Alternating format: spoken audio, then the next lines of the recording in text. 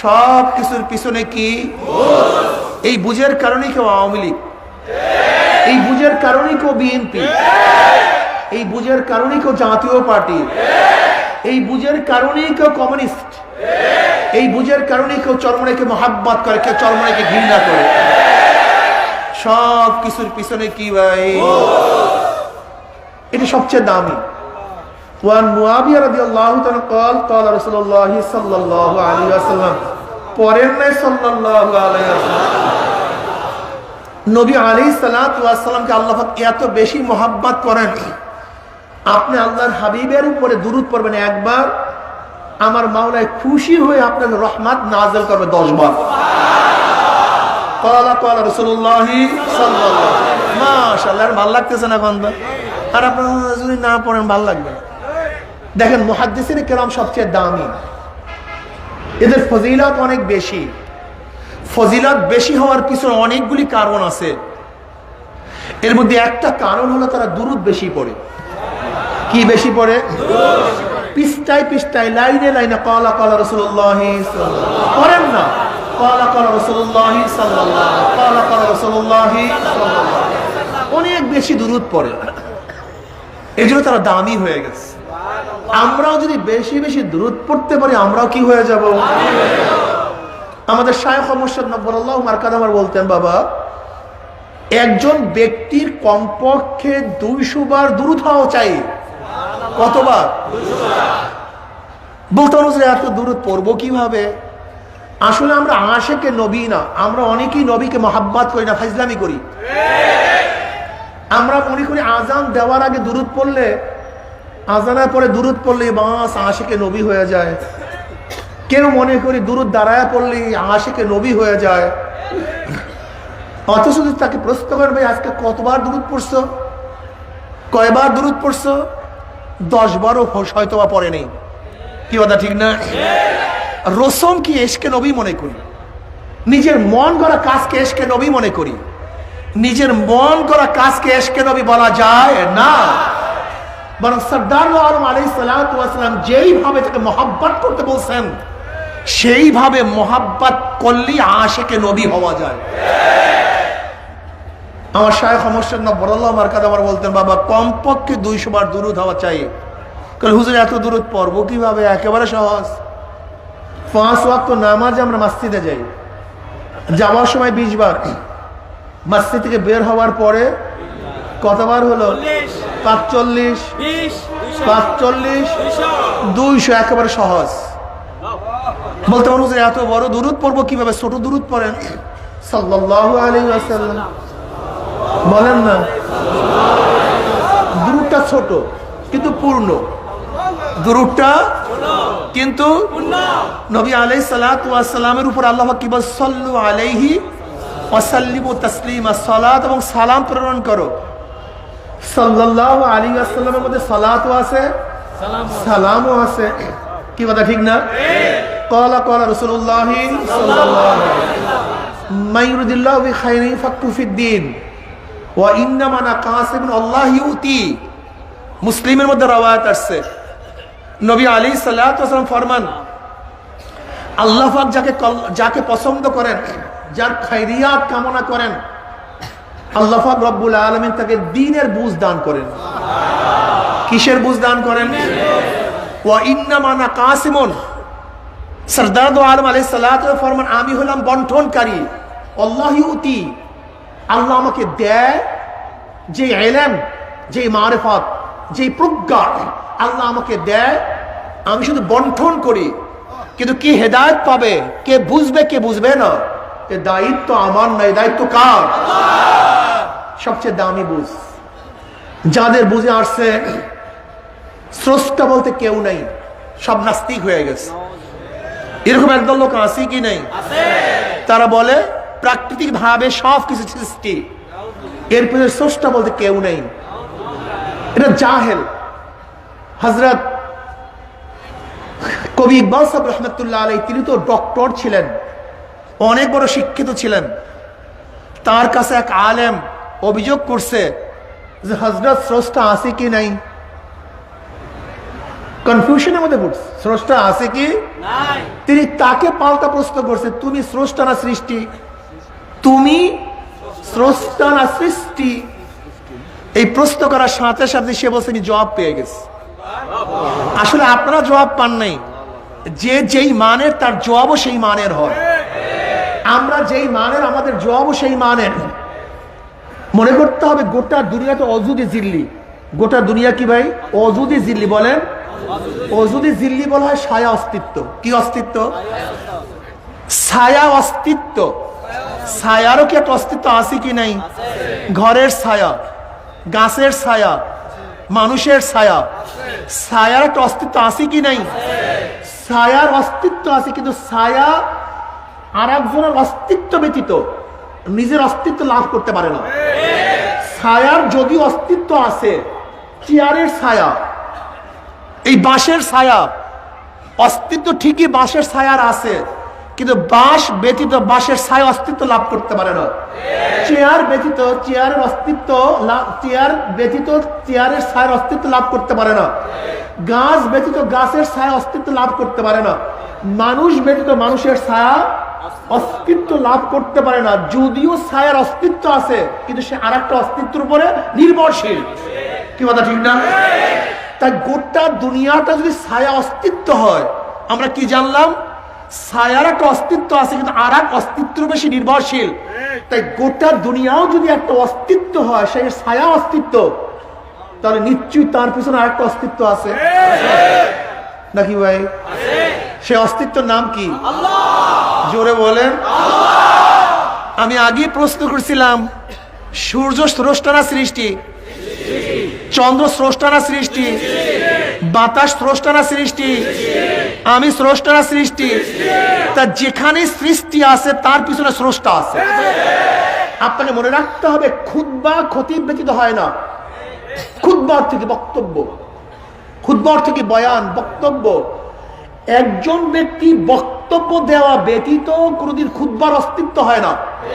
কিতাবাত, এটা লেখনী, একজন কাতের পিছনে না থাকলে, একজন লেখক পিছনে না থাকলে লেখার অস্তিত্ব লাভ করতে পারে না। কথাটা বুঝাতে পারি না? বয়ান, একজন বয়ানকারী না থাকলে বয়ানের অস্তিত্ব হয় না। বক্তৃতার পিছনে কি লাগবে? একজন বক্তা লাগবে। লিখনের পিছনে কি লাগবে? একজন লেখক লাগবে। এছাড়া লেখার অস্তিত্ব আসে? আমি বললাম সূর্য কি, চন্দ্র কি, মাটি কি, বাতাস কি, যেখানে সৃষ্টি আছে পিছনে একজন স্রষ্টা আছে। সৃষ্টির অস্তিত্ব লাভ হয় না স্রষ্টা ব্যতীত। আপনি জিজ্ঞাসা করেন, দুনিয়া যদি সৃষ্টি হয় তা তার পিছনে কি আছে? তা তুমি কিভাবে স্রষ্টাকে অস্বীকার করো? তুমি এটা বিয়াকুব নাকি? তোমার অস্তিত্ব তোমার সৃষ্টি প্রমাণ করে পিছনে কি আছে? স্রষ্টা। যারা অস্বীকার করছে স্রষ্টা নাই তারা নাস্তিক, যারা স্রষ্টাকে স্বীকার করছে তারা আস্তিক। এদিক থেকে গোটা ধার্মিকরা আস্তিক। গোটা ধার্মিকরা কি? হিন্দুরা স্রষ্টা মানে, মানে কি মানে না? খ্রিস্টানরা, ইহুদিরা সবাই স্রষ্টা মানে, মুসলমানরা স্রষ্টা মানে, কিন্তু মানার দিক এক না, মানার দিকটা ভিন্নতা আছে। যেমন হিন্দুরা স্রষ্টা মানে, খ্রিস্টানরাও স্রষ্টা মানে, ইহুদিরা স্রষ্টা মানে। খ্রিস্টানরা কয়জন স্রষ্টা মানে? তিনজন। জোরে বলেন কয়জন? আল্লাহ একজন, তার স্ত্রী মারিয়াম তিনিও খোদা, আর তার ছেলে ঈসাতেও কি? কারণটা কি? জাত জাতি হয়, জাত জাতি হয়। কলা গাছের গোড়ার থেকে কি হয়? বাঁশের গোড়ার থেকে, বাঁশের গোড়ার থেকে অন্য কিছু হয় না, সেটাও বাঁশ। কলা গাছের থেকে যে কিছু হয় সেটা কলা গাছ। মানুষের থেকে যা হয় নাকি অন্য কিছু? জাত থেকে যা বের হয় একই জাত হয়। যেহেতু ঈসা আল্লাহ থেকে বের হয়েছে, তাহলে কি হবে? কথা বলে না কেন? সেও আল্লাহ হবে। ওদের যুক্তি এই যে ঈসা করে খোদা মানায় ফেলেছে। জোরে বলেন নাউযুবিল্লাহি মিন যালিক। আপনারা জানেন কি জানি না, ব্রিটিশ এদেশ দখল করার পরে গোটা পাক ভারত উপমহাদেশের সমস্ত মানুষদেরকে খ্রিস্টান বানাবার একটা পরিকল্পনা হাতে নিয়েছিল। গোটা মানুষ কি হবে? খ্রিস্টান হবে। এ প্ল্যান যেরকম বিগত সরকারগুলি আমাদের গোটা বাংলাদেশের মানুষদেরকে নাস্তিক বানানোর প্ল্যান করেছে। কিভাবে নাস্তিক বানানো যায় সেটা পরে বলতেছি। ঠিক ব্রিটিশও চিন্তা করছিল গোটা উপমহাদেশের সমস্ত মানুষকে কিভাবে, সবাই অন্যদিকে খেয়াল, কি বানানো যায়। এই প্ল্যানটা কি করছে, গোটা উপমহাদেশের বড় বড় জামে মসজিদ গুলিতে খ্রিস্টান পাদ্রীরা শুক্রবার দিন বয়ান করত। এটা বাধ্যতামূলক, বয়ান করতে দিতে হবে, সরকারের আইন। এর জন্য জুমার মসজিদে খ্রিস্টান পাদ্রীরা বয়ান করত। দিল্লির মসজিদে একদিন খ্রিস্টান পাদ্রী কাছে বয়ান করার জন্য, এবার খ্রিস্টান পাদ্রী মুসল্লিদের কাছে প্রশ্ন করছে, আপনার বাবার নাম কি? বলে আমার বাবার নাম আব্দুল্লাহ। আপনার বাবার নাম? আব্দুর রহমান। বলে আপনার বাবার নাম? বলে আব্দুল করিম। বলে আচ্ছা, এখানে বাবা ছাড়া কেউ নাই? বলে না।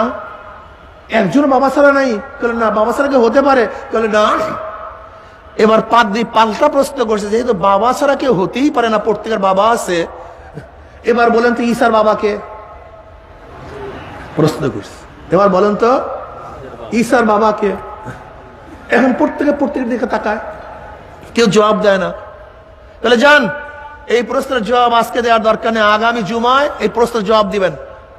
সবার যেহেতু বাবা আছে, বাবা ছাড়া কেউ জন্মগ্রহণ করতে পারে না, নিশ্চয়ই ঈসার একজন বাবা আছে, সেই বাবাকে আগামী জুমার মসজিদে জবাব দিবেন। একজন মুসল্লি দাঁড়ায় বলতেছে, আগামী জুমার দরকার নেই, পাদ্রী সাহেব বলেন, আমরা ফেল করছি, আপনি বলেন ঈসার বাবাকে। আমরা ফেল করছি, আপনি বলুন। এবার পাদ্রী সাহেব বলছে, দেখেন বাবা ছাড়া কেউ হতে পারে না, এটা নিশ্চিত, তা নিশ্চয়ই ঈসার একজন বাবা আছে, সেই বাবা আল্লাহ। এবার মুসল্লি পাল্টা প্রশ্ন করছে, বুঝলাম তো আল্লাহ ঈসার বাবা, তা ঈসার বাবার সন্তান কয়জন? ঈসার বাবার সন্তান একজন। আমার সন্তান 10 জন, আর ঈসার বাবার মাত্র একজন সন্তান। ঈসার বাবা এত দুর্বল, এত অপারগ, মাত্র একটা সন্তান জন্ম দিচ্ছেন, আমি 10টা সন্তান জন্ম দিছি। যদি ঈসার বাবা এত দুর্বল হয়, সে আমাদের খোদা হতে পারে না, তাকে আল্লাহ মানতে পারি না। ওই যে পাদ্রী ভাগছে, আর কোনোদিন দিল্লির মসজিদে ঢোকে নেই, পালায়া গেছে। ঠিক আমাদের গোটা সন্তানদেরকে নাস্তিক বানাবার চক্রান্ত চলতেছিল। কিভাবে? দি অরিজিন অফ ম্যান, মানুষের আদি উৎস কি? মানুষ কি আদম থেকে না মানুষ থেকে, না মানুষ জানোয়ারের থেকে? একটা মাসালা আছে কি নাই? আমাদের 6-7 এর ছোট ছোট বাচ্চাদেরকে, বাবা তুমি পড়ো কিসে? তুমি কিসে? ও দাঁড়াও, মাস্ক খোলো, তোমার এখানে ধুল নাই তো বাবা। এই বাচ্চার মাথা যদি ঢুকানো হয়, এই ছোট বাচ্চার মাথা যদি ঢুকানো হয় যে তোমার উৎস কোথার থেকে, এই বাচ্চাকে জানে থিওরি বিবর্তন কি, পরিবর্তন কি, এটাকে জানে? যদি ওকে ঢুকানো হয় যে তোমার অরিজিন, তোমার উৎস আদম না জানোয়ার থেকে, মানব থেকে, ওকে যদি কোরআন ও হাদিস পরবর্তী বেটেও খাওয়াই, মাথায় ঢুকবে? বসো বাবা, প্ল্যানটা বুঝছেন? শুধু একটা থিওরি, দুইটার দরকার নাই তো, শুধু একটা থিম। দেখেন, সংশয়বাদী, অস্বীকারী আর সংশয়বাদী দুইটাই খতরনাক। অস্বীকারীর চেয়ে সংশয়বাদী আরো খতরনাক। দুইটা প্ল্যান, যে হয়তো অস্বীকার করবা অথবা সন্দেহ করবা, হয়তো কি করবা অথবা যদি বাচ্চার মাথার মধ্যে ঢুকানো যায় আল্লাহ আছে কি নাই, তাহলে ক্লিয়ার, বুঝাতে পারি নাই। যেমন ধরে না, আপনি বাসে ঢাকা যাইতেছেন, একটা ব্যক্তি আপনার পাশের সিটে ছিল, আর একটা ব্যক্তি সে উঠা যাওয়ার সময় পাশের ব্যক্তিকে বললো, ভাই আপনার পাশে যে ব্যক্তি আছে তার কিন্তু চরিত্র বেশি ভালো না, এই কথা বলে সে চলে গেছে। আচ্ছা বলেন তো, যেই ব্যক্তির ব্যাপারে আপনাকে সন্দেহ সৃষ্টি করছে, এখন ওই ব্যক্তি যদি আপনাকে কিছু খেতে দেয়, আপনি খাবেন? যদি জোরাজুরি করে, সন্দেহ? যত জোরাজুরি করবে, যত জোরাজুরি করবে, যত জোরাজুরি করবে, কারণটা কি বলেন তো? ঠিক কাউর যদি কোরআন ও হাদিসের উপর একটা সন্দেহ সৃষ্টি হয়, ওদের মূল প্ল্যানটা কি ছিল দেখেন তো? নবী আলাইহিস সালাতু ওয়াস সালাম আল্লাহর প্রেরিত কি প্রেরিত না? কোরআন কি আল্লাহর কিতাব কি কিতাব না? তা আমরা কি আদম থেকে না? ব্যাস, এই সন্দেহ বিশ্বাস করেন অথবা নাই করেন। এখানে যারা মুসল্লি আছেন, এর মধ্যে হাজারো মুসল্লি আছেন সংশয়বাদী। সংশয়বাদী, অনেক মুসল্লি সংশয়বাদী। আল্লাহকে সেজদা দেয় কিন্তু সন্দেহ, রোজা রাখে সন্দেহ, ইবাদত করে সন্দেহ, সংশয়বাদী। অনেক মানুষের মনের মধ্যে সংশয় ঢুকছে যে আসলেও কি না কি, মারাত্মক অবস্থা। ইমানের মধ্যে সন্দেহ সৃষ্টি করার চেষ্টা করছে। এই যত আর্টিকেল, যত নাটক, যত নভেল, যত সিনেমা, এর মূল কি? আমাদের ইমানের উপরে আঘাত করার কিচ্ছু না, শুধু ইমানের উপর আঘাত করো। আপনি ভাবছেন আপনি নামাজ পড়তেছেন কিসের বলে জানেন? ইমানের কারণে। আপনি রোজা রাখতেছেন কেন জানেন? ইমানের কারণে। আপনি নামাজ পড়েন না কেন জানেন? আপনার ইমান দুর্বল হওয়ার কারণে। আপনি রোজা ছাড়তেছেন জানেন? ইমান দুর্বল হওয়ার কারণে। আসলে ইবাদত মূল না, ইবাদত মূল কিচ্ছু না। ইবাদত যেই জিনিসে করায় সেই জিনিসের বারবার আঘাত করতেছে ওরা, সেটা হলো ইমান। সেটা কি? আমাদের দেশের গোটা মানুষদেরকে নাস্তিক বরাবর চক্রান্ত চলছিল, চলছে, চলবে, কিন্তু সতর্ক থাকতে হবে। ইমানের ব্যাপারে কারোর সাথে কোনো আপোষ নেই, কোনো আপোষ নাই। জীবন চলে যাবে কিন্তু ইমান ছাড়বো না ইনশাআল্লাহ। মরে যাব, ইমানের সাথে মরবো, বাঁচবো ইমান নিয়ে বাঁচবো, লড়বো ইমান নিয়ে লড়বো। হায়াত যতদিন নিঃশ্বাস থাকবে ইমান নিয়ে নিঃশ্বাস থাকবে। আমি বেঈমান অবস্থায় এক সেকেন্ড বাঁচতে চাই না। আল্লাহর কর্তৃত্ব, নবীর নেতৃত্ব, জোরে বলেন। আল্লাহর কর্তৃত্ব, নবীর নেতৃত্ব, অর্থাৎ আল্লাহর হুকুম আর নবী আলাইহিস সালাতু ওয়াস সালাম দিক নির্দেশনা যেইভাবে বলেছেন সেইভাবে চলো। আল্লাহর কর্তৃত্ব, নবীর নেতৃত্ব, অন্য কোন আইন মানি না, সেকুলার মানি না, ডেমোক্রেসি মানি না, সোশ্যালিজম মানি না, ক্যাপিটালিজম মানি না, কমিউনিজম মানি না। ইনিল হুকম ইল্লা লিল্লাহ। আসমান আমার মাওলার, জমিন আমার মাওলার, বাতাস আমার মাওলার, পানি আমার মাওলার। তোকে বানিয়েছে আল্লাহ, আমাকে বানিয়েছে আল্লাহ, আমার বাবার স্রষ্টা আল্লাহ, আমার দাদা স্রষ্টা আল্লাহ, সব কিছুর মালিক যখন আল্লাহ, আইনও চলবে আল্লাহ। সৃষ্টি যার, আইন তার। কি আমার কথা বললাম না মুমিনের কথা বললাম? আস্তে করে, এটা আমার কথা না মুমিনের কথা।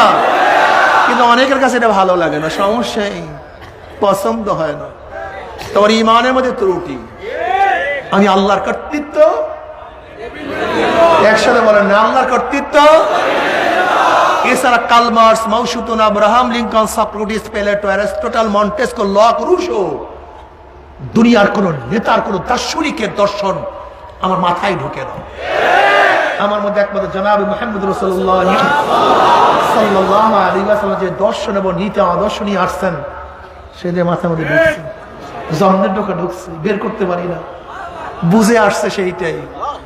এর জন্য আমি বলি, আমার নেতা তোমার নেতা বিশ্ব নবী মুস্তাফা। আমার নেতা তোমার নেতা,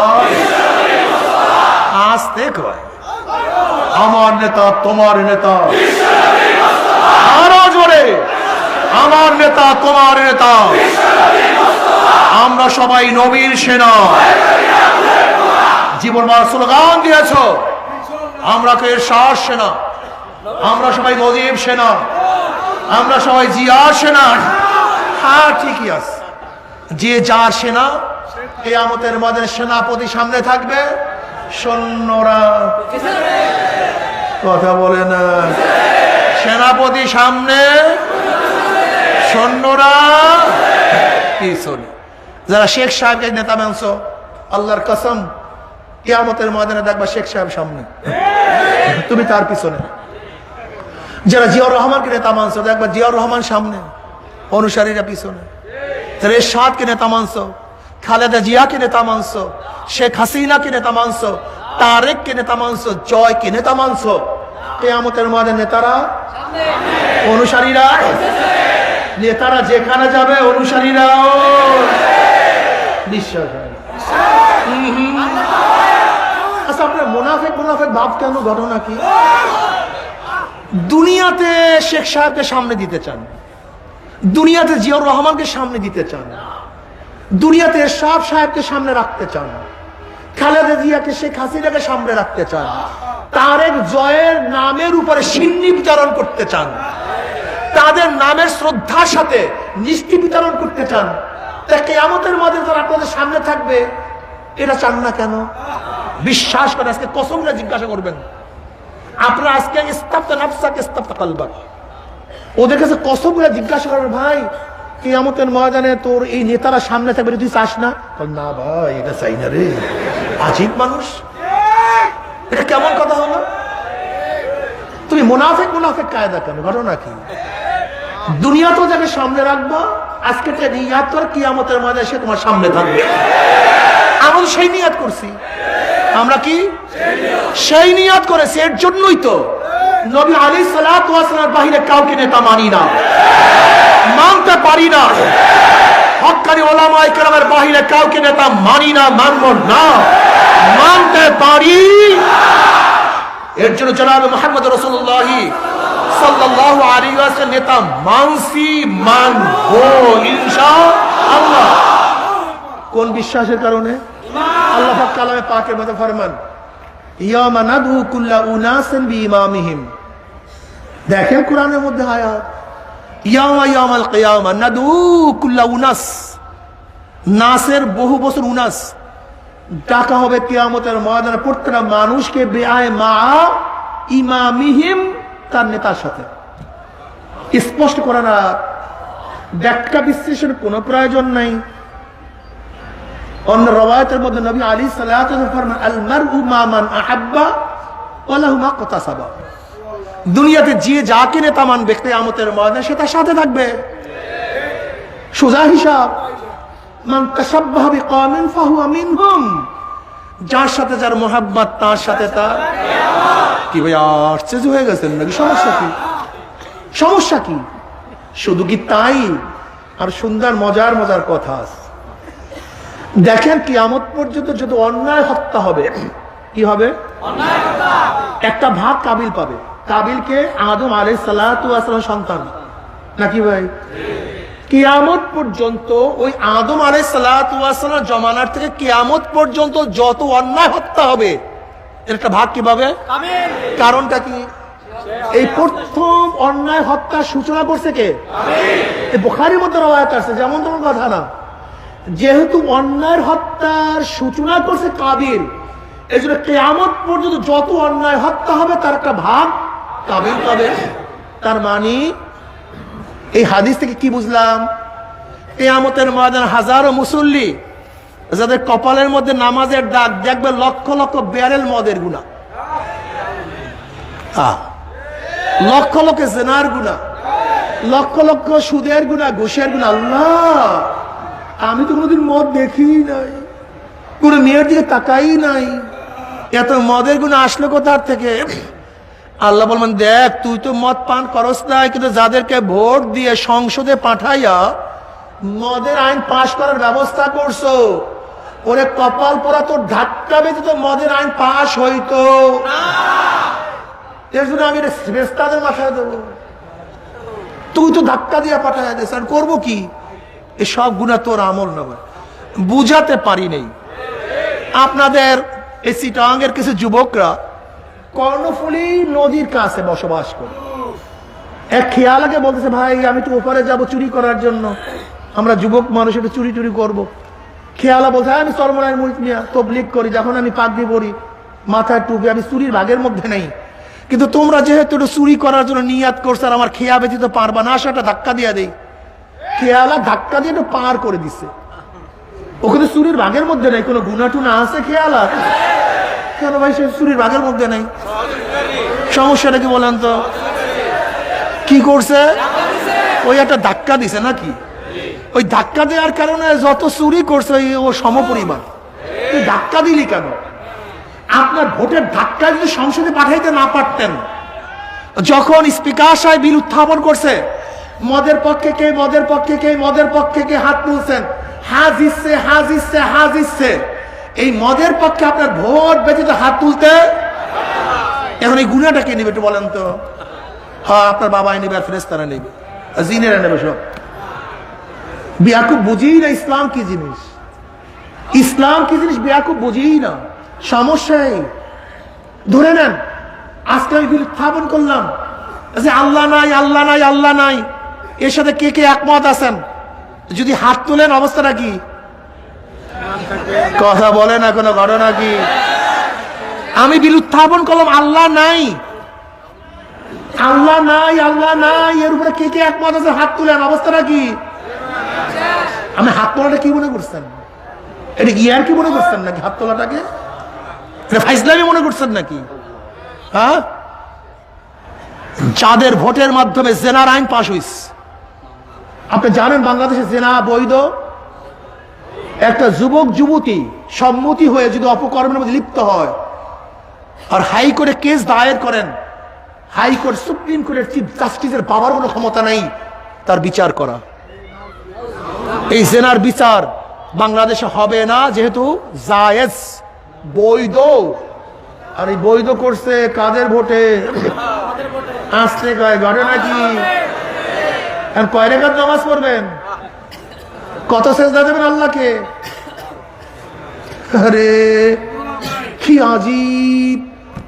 তুমি সমর্থন, আরে ভাই ভোট লাগে না, 100 বছর পর দেবেন সেটা ভিন্ন কথা। দেন নাই 91-তে, 96-তে দেন নাই, 81-তে দেন নাই, তাদেরকে দিচ্ছেন, আবারও তো দিবেন। ये बारात का जा है तमाशा नहीं। শোনেন, লাস্তা আলাইহিম বিমুসাইতির, আমি বক্তব্য মানাবার জন্য আসিনি, বক্তব্য শোনাবার জন্য আসছি। একজনও মানিয়েন না আমার কথা, একজনও মানিয়েন না, কোনো আফসোস নেই, কোনো সমস্যা নেই। আমি কিসের জন্য আসছি ভাই? না মানাবার জন্য। মানেন আর না মানেন, গাঠি বাড়িয়া ফালায়া দেন, কিন্তু বুঝিয়া শুনিয়া কিয়ামতের ময়দানে উঠবেন। খবরদার, যারা কিয়ামতকে বিশ্বাস করেন, যারা বিশ্বাস করেন না তাদের কাছে কোনো বক্তব্য নেই। যারা কিয়ামতকে বিশ্বাস করেন, ওয়াম্মা মান খাফা মাকাম রাব্বিহি ওয়া নাহান নাফসা আনিল হাওয়া ফাইনাল জান্নাতা হিয়াল মাওয়া। আপনার মন গড়া দিন পালন করে দিন হবে না, আপনার মন গড়া ইবাদত ইবাদত হবে না, আপনার মনে যা চাইবে তা করবেন আর ইসলামের দাবি করবেন, হবে না। আজকে হাজার ইসলামের দলের নামে সুন্নাতকে অবহেলা করে, আল্লাহ সুন্নাতকে অবহেলা করতেছে, রাসূলের সুন্নাতকে জলাঞ্জলি দিচ্ছে। মন করে ইসলাম হয় না, এত সহজ মনে করিয়েন না। আলাইকুম বিসুন্নতি ওয়া সুন্নাতিল খুলাফায়ে রাশিদিন আল মাহদিয়িন তামাসসাকু বিহা ওয়া আদ্দু আলাইহা বিন নওয়াজিস। তোমাদের উপরে আমার সুন্নাত, আমার খোলাফায়ে রাশিদিনের সুন্নাত, তামাসসাকু বিহা, চঙ্গল মারিয়া ধরো। চঙ্গল কাকে বলা হয়? যেরকম বাস পাখি কোন শিকারীকে যখন ধরে, নখগুলি সোজা ঢুকিয়ে দেয় তার গোশের মধ্যে, এরপর বাঁকা করে। এখন অবস্থাটা কি? হাজার চেষ্টা করলে গোশত ছিঁড়িয়া যাবে, কিন্তু শিকারী ছুটবে না। এইভাবে ধরো। ও আদ্দু আলাইহা বিন নওয়াজিস, মারির দাঁত দিয়ে। কোন দাঁত দিয়ে? সামনের দাঁত না, সামনের দাঁত দিয়ে ধরলে, টান দিলে ছুটে যাবে, ছিঁড়ে যাবে, ভেঙে যাবে। মারির দাঁত, হাজারো ঝড় আসবে, হাজারো বিপদ আসবে, হাজারো দল মন্তব্য করবে, হাজারো দার্শনিক দর্শন দিবে, হাজারো ক্ষমতাওয়ালারা তোমাদেরকে টাকা দিবে, পয়সা দিবে, চাকরি দিবে। খবরদার সুন্নাত ছাড়বে না, সুন্নাতকে মারির দাঁত দিয়ে আঁকড়িয়ে ধরো। গোটা দুনিয়ায় কেউ সুন্নাত না মানলে আমি একা সুন্নাত মানবো। গোটা দুনিয়া আমার নবীর অনুসরণ কেউ না করলে আমি একা নবীর অনুসরণ করবো। কেউ আমার নবীর সুন্নাতকে অবহেলা করলে আমার জীবন দিয়ে আমি নবীর সুন্নাতকে আঁকড়িয়ে ধরবো। ये बारात का जा है तमाशा नहीं। খবরদার, মনে রাখবা ক্ষমতা আসল না, আসল ইবাদত, আল্লাহর রেজামন্দি। যদি ক্ষমতায় মাকসাদ হয়, তাই ফেরাউন তো ক্ষমতায় ছিল, লাভটা কি হয়েছে? যদি ক্ষমতায় আসল হয়, নমরুদ ক্ষমতায় ছিল, ফায়দাটা কি হয়েছে? যদি ক্ষমতায় আসল হয়, তা আবু জাহেলও তো ক্ষমতায় ছিল, লাভটা কি? একজন মুসলমানের মূল উদ্দেশ্য কিন্তু ক্ষমতা নয়, একজন মুসলমানের মূল উদ্দেশ্য ইবাদত। জোরে বলেন কি? আল্লাহর রেজা, আল্লাহ সন্তুষ্টি। মনে রাখতে হবে ইসলামী আন্দোলন চরমনের সাথে যারা সম্পৃক্ত, আমাদের ঈমানকে মজবুত করেন। ক্ষমতা মূল না, মূল হল আল্লাহ পাকের রজামন্দি, আল্লাহ পাকের সন্তুষ্টি।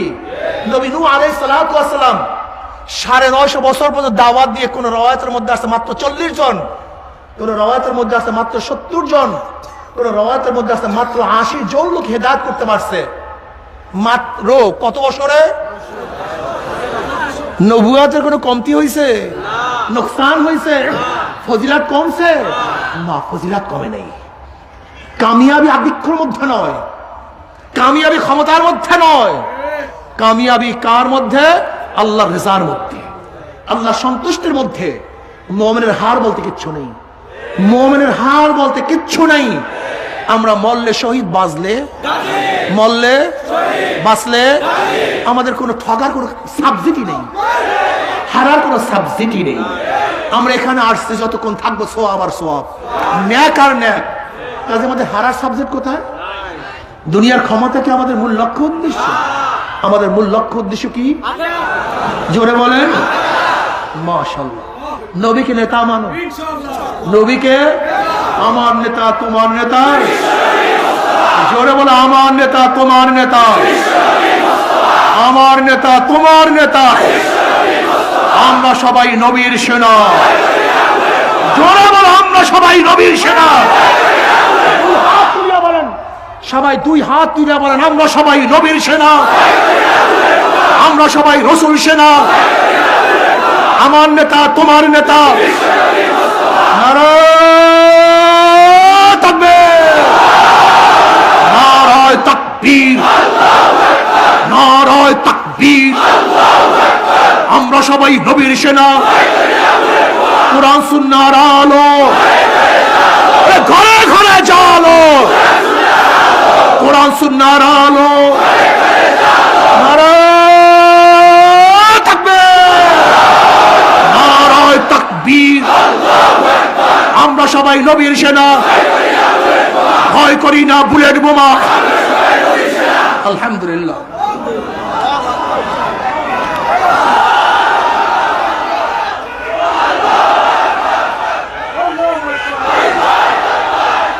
বসেন সবাই। দেখেন, আমরা দুনিয়াতে কিছু না পাইলেও সব সময় আখিরাতের চিন্তা করি। ওমর রাদিয়াল্লাহু তাআলা আনহু বুখারীর মধ্যে রওয়ায়াত আছে, বসে বসে খেজুর খায়। নবী আলাইহিস সালাতু আসে ওই জান্নাতের দিকে, যার প্রশস্ততা আসমান এবং জমিনের ফাঁকা পরিমাণ। ওমর রাদিয়াল্লাহু বললেন বাহ বাহ।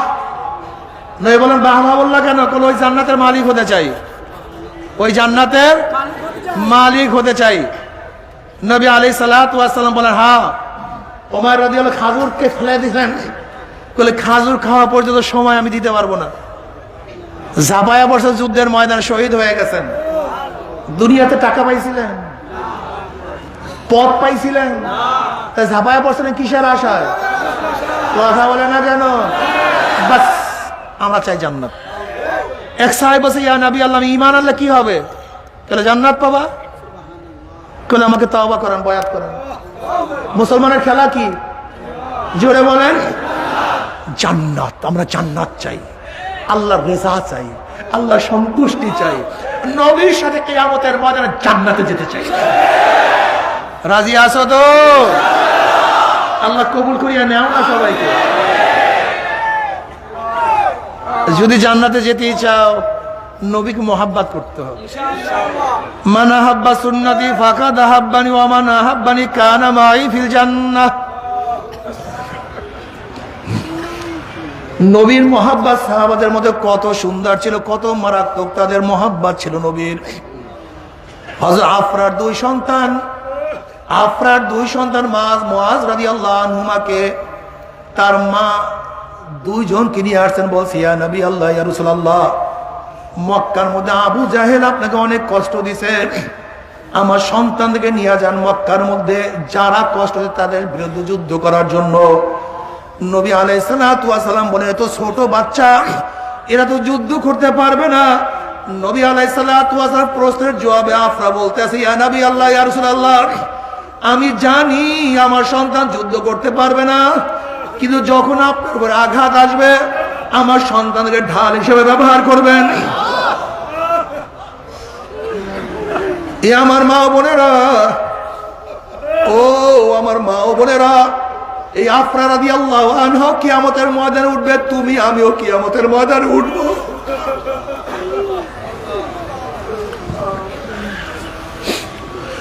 নবী আলাইহিস সালাতু ওয়াস সালাম বললেন, তোমাদের মধ্যে যে বড় আমি তাকে নিব, যে ছোট আমি তাকে নেব না। এবার ছোট ভাই বড় ভাইকে বলছে, ভাইয়া আমরা যখন পাশে দাঁড়াবো তুমি একটু নিচু হইয়া দাঁড়াবো, আমি একটু পায়ের উপরে ভর দিয়ে দাঁড়াবো, যেন আমাদের দুজনকে সমান দেখা যায়। নবী আলাইহিস সালাতু ওয়াস সালাম তার অবস্থা দেখেন, মিঠুর মিঠুর হাসতে আছেন। যখনই দাঁড়াইছে দেখো দুজন সমান, এখন কাকে বাদ দিবি, কাকে নিবে?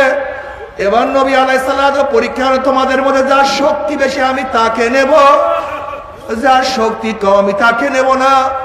এবার ছোট ভাই বলছে, ভাইয়া যদি তুমি আমাকে হারাইয়া দাও আমি যুদ্ধের নেয়ামত থেকে মাহরুম হয়ে যাব, বরং একবার তুমি আমাকে হারাবা আর একবার আমি তোমাকে হারাবো, যখন সমান হয়ে যাব নবী আলাইহিস সালাতু ওয়াস সালাম আমাদের কাউকে রাখিয়া যাইতে পারবে না। এবার একবার ছোট ভাইকে হারাইছেন, আর একবার ছোট বড় ভাই বড় ভাইকে হারাইয়া দিছেন। এবার দুজন যুদ্ধের ময়দানে রওনা করছে। আব্দুর রহমান আউফ রাদিয়াল্লাহু ফরমান, আমি দেখি আমার দুই পাশে দুইটা ছোট বাচ্চা, আমি ভাবতেছিলাম দুইটা ছোট বাচ্চা না হইয়া যদি বড় যোদ্ধা হইতো আমার জন্য কতই উপকার হইতো, কতই না ফায়দা হইতো। আমি এই চিন্তা করতেছিলাম, হঠাৎ পাশের থেকে ওই ছোট দুইটা বাচ্চা আমাকে বলে, চাচা চাচা আবু জেহেল কোথায়? বলে, আবু জেহেল দিয়া তোমরা কি করবা? তখন বাচ্চা দুইটা বলতে আছে, আবু জেহেল আমার নবী আলাইহিস সালাতু ওয়াস সালামকে মক্কায় বহুত কষ্ট দিছে, আমার নবী সেজদার মধ্যে পড়ছে, তার মাথার উপরে উঠে পচা নারী বুড়ি চাপায়া দিছে, আমার নবীকে শিয়াবে আবু তালেবের মধ্যে 3 বছর অবরুদ্ধ অবস্থায় রাখছে, আমার নবীকে দেশ ছেড়ে হিজরত করতে বাধ্য করছে, আমার নবীকে এত কষ্ট দিয়ে সেই প্রতিশোধ নেওয়ার জন্য আমরা মক্কায় ময়দানে চলে আসছি। আব্দুর রহমান আউফ রাদিয়াল্লাহু ফরমান, এই কথাবার্তা বলতে আসি, এর মধ্যে দেখলাম আবু জাহেল নেতৃত্ব দিতে আছে। আমি ওই বাচ্চাদেরকে বললাম, ওই যে দেখো উঁচা ঘোড়ার উপরে পাগড়ি পরা আবু জাহেল নেতৃত্ব দিয়ে আছে, ওইটাই হলো আবু জাহাল। হযরত আব্দুর রহমান আউফ রাদিয়াল্লাহু ফরমান, আমি এই বলার সাথে সাথে দেখলাম আমার দুই দিক থেকে দুইটা বাচ্চা বাজ পাখির মতো আবু জাহেল উপর আক্রমণ করছে। একজন ভাই পায়ের উপর আক্রমণ করছে, কেউ ঘোড়ার উপর আক্রমণ করছে, আবু জাহেল তাদের উপর আক্রমণ করছে।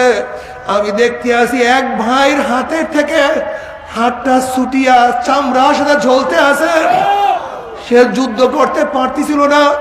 হঠাৎ আমি দেখলাম যার হাত চামড়ার সাথে লাগা, সে হাতটাকে পায়ের নিচে নিয়ে একটা ঝটকা টান মারিয়া তার হাতটাকে সিরিয়া ফালাইয়া দিছে। বাবা রে,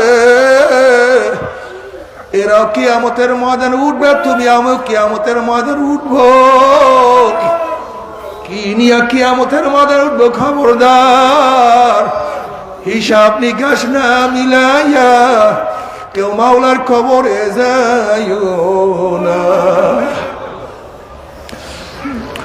আমার যুবক বাবার, আমার মুরব্বী বাবার, আমার পর্দার মা বোনেরা, কি নিয়ে রওনা করছো? কোথায় রওনা করছো? কি নিয়ে রওনা করছো? হাসিবু ক্বাবলা আন তুহাসাবু, তোমার কাছে হিসাব নেওয়ার আগে তুমি তোমাকে হিসাব নাও। তোমার নামাজের অবস্থা কি? তোমার রোজার অবস্থা কি? তোমার পর্দার অবস্থা কি আল্লাহ তুমি মাফ করিয়া দাও আল্লাহ। খবরদার খবরদার, তওবা না করিয়া মাওলার কবরে যাইও না। যদি তওবা না করিয়া মাওলার কবরে যাও, ওই কবর তার কবর থাকবে না। কোন কোন নাফরমানের কবরের দুই পাশে মাটি এত জোরে চাপ মারবে, চাপের জোরে এক পাজরের হাঁটি আর এক পাজরে লাগাইয়া বলবে আল্লাহ মাফ করিয়া দাও। আর যদি মাওলাকে রাজি খুশি করিয়া কবরে যাইতেই পারো, কবরটা জান্নাতের বাগিচা হয়ে যাবে। কিয়ামতের ময়দানে উঠবা, আল্লাহ পাক রব্বুল আলামিন তোমার চেহারাকে আলোকিত করিয়া ফেলাইবে। আমলনামার ডাইন হাতে পড়িয়া যাবে, নেকের পাল্লা ওজন হইয়া যাবে, গুনার পাল্লা হালকা হইয়া যাবে। আল্লাহ তুমি আমাদের সবাইকে মাফ করিয়া দাও। তবে মুমিন মুসলমান বলতে সবাই মনে চায় গুনার থেকে ফিরিয়া নেক আমল করিয়া মাওলার জান্নাতে তো সবাইরই যাইতে মনে চায়। গুনাহ নিয়া মাওলার জাহান্নামে কাউরি কিন্তু যাইতে মনে চায় না।